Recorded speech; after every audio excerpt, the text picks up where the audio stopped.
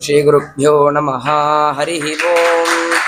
ॐ शिवं शक्तिं गणाधीशं गुहं वागीश्वरीं रमात् दूर्वाससदृशं वन्दे पैङ्गलास्याश्च देशिकान्। ॐ विश्वं भूतं भुवनं चित्रं बहुधा जातं जायमानं जयते सर्वो ह्येष रुद्रस्तस्मै रुद्राय नमो अस्तु। शिवा திருச்சிற்றம்பலம். சிவனுக்கும் தெய்வம் தேடனும் இல்லை, அவனோடொப்பாரிங் யாவரும் இல்லை. புவனம் கடந்தொன்றி பொன்னிலி மின்னும் தவணச் சடைமுடி தாமரையானேன். சிவா திருச்சிற்றம்பலம். நான் எடுத்துக்கொண்ட தலைப்பு சிவபூஜாஸ்தவா. இந்த நூலை இயற்றியவர் பெயர் ஸ்ரீ ஞானசம்பு ஆச்சாரியர். இவர் சோழ நாட்டை சேர்ந்தவர் என்பது இவர் நூலில் குறிப்பிடுகிறார்.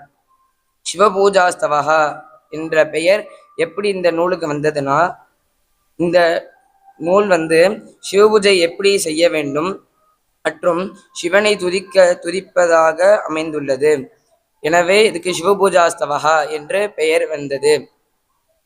அடுத்ததாக அபிஷேகம், உபசாரங்கள், லயாங்க போகங்கள் இவைகளாம் உணர்த்துவதே 40, 41வது ஸ்லோகம், 42வது ஸ்லோகம், இந்த 3 ஸ்லோகம் அமைந்துள்ளது. இதில் 40வது ஸ்லோகத்தினுடைய அர்த்தத்தை நம்மளாம் சிந்திப்போம்.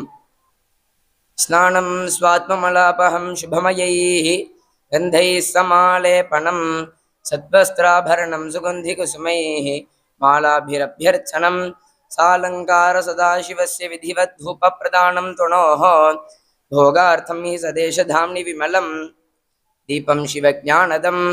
ஸ்நானம் ஸ்வாத்மமலாபகம், சுவாமிக்கு அபிஷேகம் பண்றதுனால ஆத்மாவோட மலம்தான் போகுது அப்படின்னு ஸ்ரீமன் ஞானசம்பு ஆச்சாரியர் சொல்றாரு.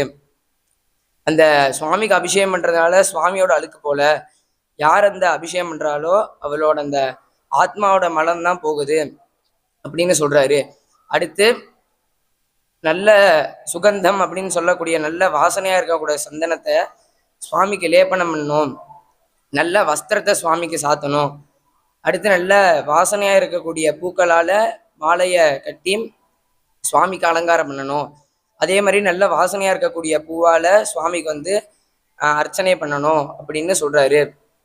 அடுத்து சுவாமிக்கு சுகந்த தூபம் அப்படின்னு சொல்லக்கூடிய நல்ல வாசனையா இருக்க தூபத்தை சுவாமிக்கு காட்டினா அந்த ஆத்மா நிறைய போகங்கள் அடையுது அப்படின்னு சொல்றாரு. அதே மாதிரி தீபத்தை காட்டினா அந்த ஆத்மா சிவஞானம் கிடைக்குது, சிவஞானத்தை அதை அடையுது அந்த ஆத்மா அப்படின்னு ஸ்ரீமான் ஞானசம்பு ஆச்சாரியர் சொல்றாரு. இந்த ஸ்தோத்திரம் நம்ம பாராயணம் பண்றதுனால என்ன பலன்னா, நம்ம ஆத்மார்த்தமா இந்த ஸ்தோத்திரத்தை பாராயணம் பண்ணா ஆத்மார்த்த சிவ பூஜை பண்ணதுக்கு பலன் அப்படின்னு ஸ்ரீமான் ஞானசம்பு ஆச்சாரியர் சொல்றாரு. நான் பேசுனதா தவறு இருந்தா மன்னிக்க வேண்டும். ஓம் ஸ்ரீமத் தேசிக பாதேபிய சக்திபியோ நமோ நமः. சதா சுஷ்டாத்ம சித்யக்தி காரணேபியோ நமோ நமः. ஹரி ஓம்.